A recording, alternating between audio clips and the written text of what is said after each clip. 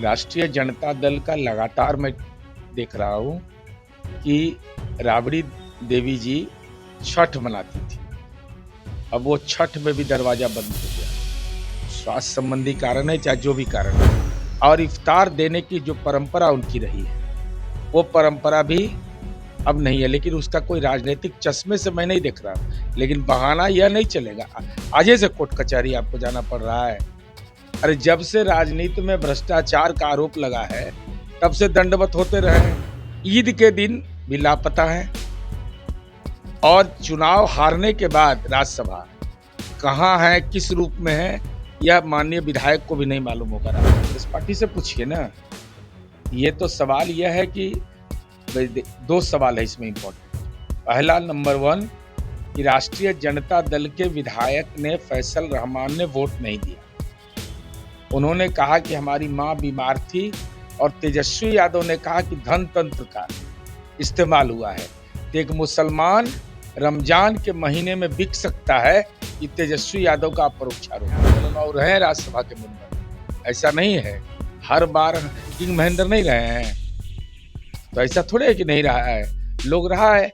अब हर बार हर व्यक्ति को मिल जाए, हर सामाजिक समूह को मिल जाए, ये संभव नहीं प्रतीत होता है। लेकिन केंद्र में जब मंत्रिमंडल का गठन हुआ तो हिस्सेदारी मिली कि नहीं।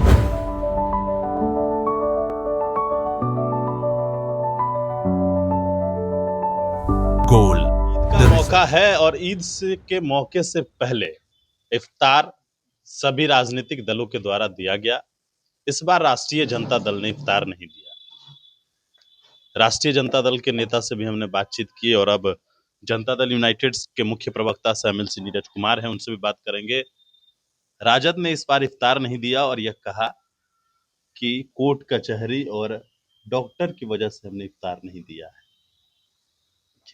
राष्ट्रीय जनता दल का लगातार मैं देख रहा हूँ कि राबड़ी देवी जी छठ मनाती थी। अब वो छठ में भी दरवाजा बंद हो गया। अब स्वास्थ्य संबंधी कारण है, चाहे जो भी कारण है। रमजान के महीने के बाद ईद का कार्यक्रम होता है, उस दिन भी लापता है। और इफ्तार देने की जो परंपरा उनकी रही है, वो परंपरा भी अब नहीं है। लेकिन उसका कोई राजनीतिक चश्मे से मैं नहीं देख रहा।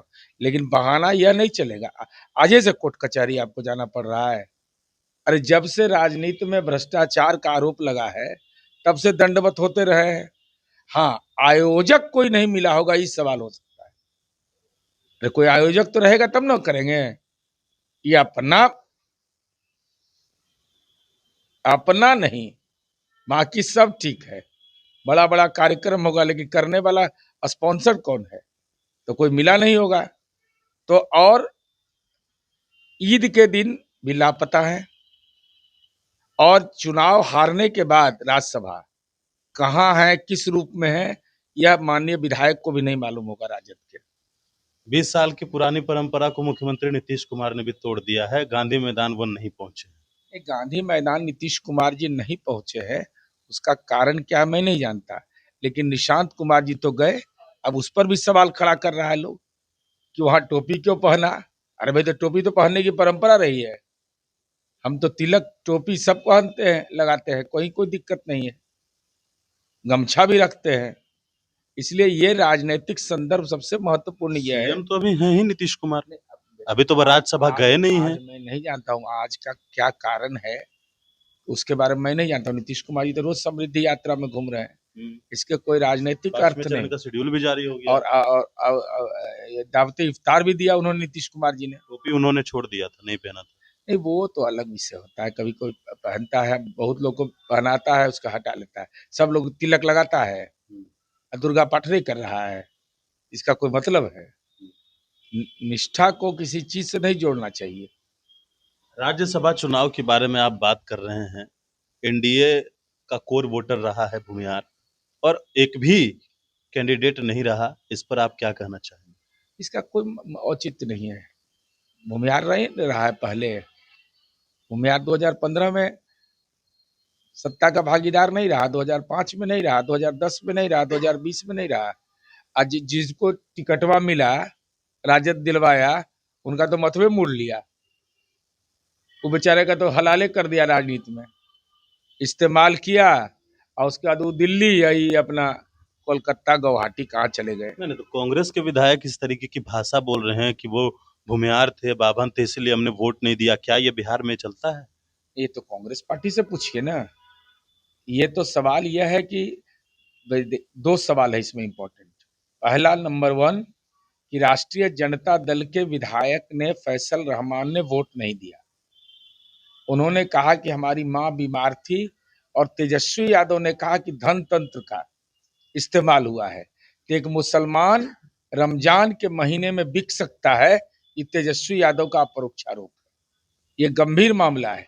दूसरा, कांग्रेस पार्टी ऐसी पार्टी बन गई जिसका विधायक दल का नेता ही नहीं चुना गया आज तक। जब विधायक दल का नेता नहीं चुना गया तो व्हिप भी जारी नहीं हुआ, कोई चीफ व्हिप है ही नहीं उसका। तो ये तो एकदम पूरा अराजक स्थिति था महागठबंधन का, जिसका दुर्दशा उनको भोगना पड़ा एडी सिंह को।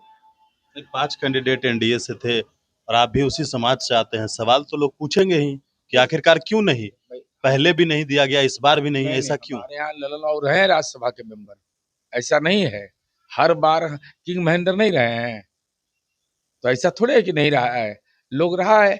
अब हर बार हर व्यक्ति को मिल जाए, हर सामाजिक समूह को मिल जाए, ये संभव नहीं प्रतीत होता है। लेकिन केंद्र में जब मंत्रिमंडल का गठन हुआ तो हिस्सेदारी मिली कि नहीं।